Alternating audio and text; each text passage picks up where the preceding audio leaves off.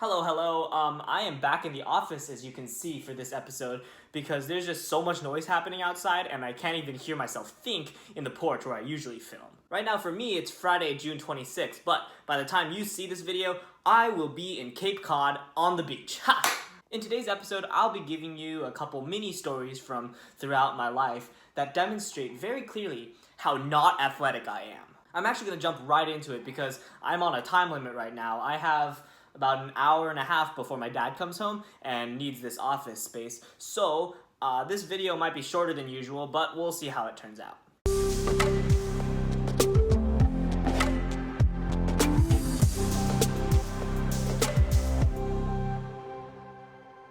Man, where do I even start?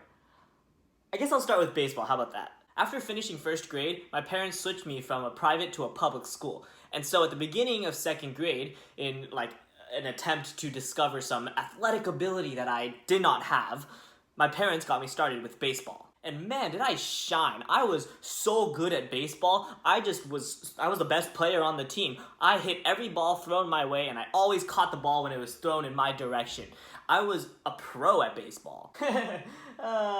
No, I sucked. When I was up to bat, I basically never hit the ball. And even when I did hit the ball, I would swing with all of my might and the ball would just plop 2 inches in front of me. And I'd be so excited too. I'd be like, I hit the ball, and then I'd waddle to first base, and then I would always get out. Don't even get me started on when I was in the outfield.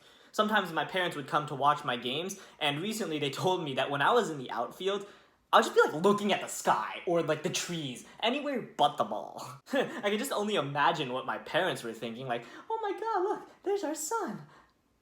What the heck is he doing? Okay, let's go back in time now, and let's talk about the time my mom enrolled me in ice skating lessons. It was like this week-long program with a bunch of other kids my age. I was 4 or 5, I'm not exactly sure, but by the end of the week, everyone was very proficient at ice skating. Except for me. At the end of the last class, I was like, Mom, look what I can do!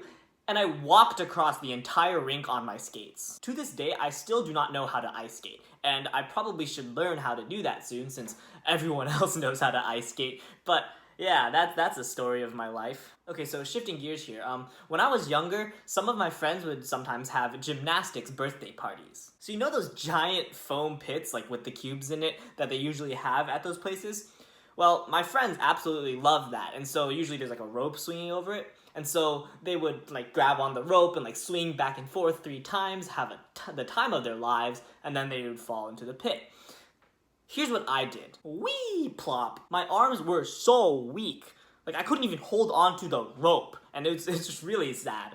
Okay, next. So at the summer camp I went to, people really liked to play soccer, and so not wanting to feel left out, I played soccer with them. And by playing soccer, I mean running around after the ball and never once touching it. And it was also like this with any other sport I tried to join in on, like football or basketball or hockey.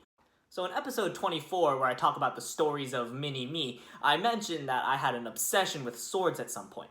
So to deal with this obsession with swords, my parents got me into this program called Guard Up. What Guard Up was supposed to do is train you to use a sword, and so I got this foam sword, and it was really overpriced, because that's Guard Up for you, but I used this sword and I loved it so much. After a week of intensely training in the art of the sword, I was finally able to flail my arms around like an octopus. I wonder where that sword went.